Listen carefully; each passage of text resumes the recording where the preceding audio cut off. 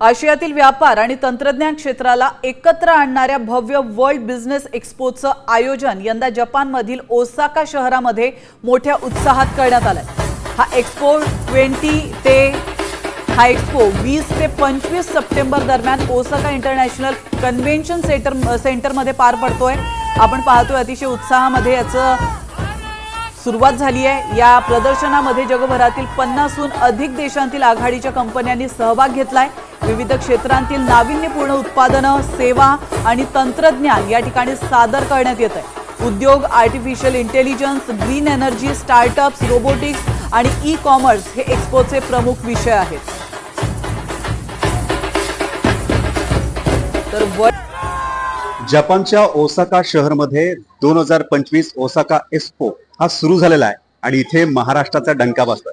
याचं कारण आहे महाराष्ट्रातले हे पॅव्हिलियन, जिथे खूप सारे जपानी इथे बघायला येतात, महाराष्ट्राची संस्कृती बघायला येतात।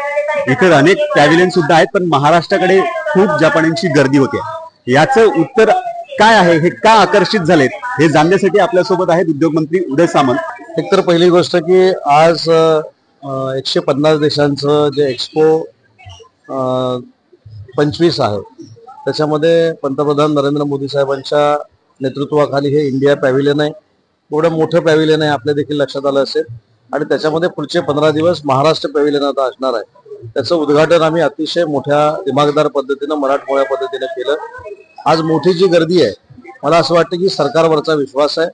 नरेंद्र मोदी साहेबांनी देशपातळीवर केलेलं जे काम आहे, देशाला जे प्रेझेंट केलेलं आहे सकारात्मक, त्याच्यातनंच भारत देश नक्की किती पुढे गेलाय, टेक्नॉलॉजी किती पुढे गेली हे बघण्यासाठी हजारो लोक येत आहेत।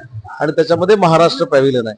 आणि महाराष्ट्राची संस्कृती काय, महाराष्ट्राची परंपरा काय, महाराष्ट्राचं औद्योगिक क्षेत्र काय, सांस्कृतिक क्षेत्र काय, टुरिझम काय, हा दाखवण्यासाठी ही आम्ही सगळी शोकेस केलेली आहे। आणि याला देखील हजारो लोक सकाळपासून भेट देऊन गेलेली आहेत। Shivani Shinde, Japan, Osaka. आता isakal.com आहे देशातील नंबर 1 ची मराठी न्यूज वेबसाईट। प्रत्येक अपडेटसाठी isakal.com ला नक्की भेट द्या।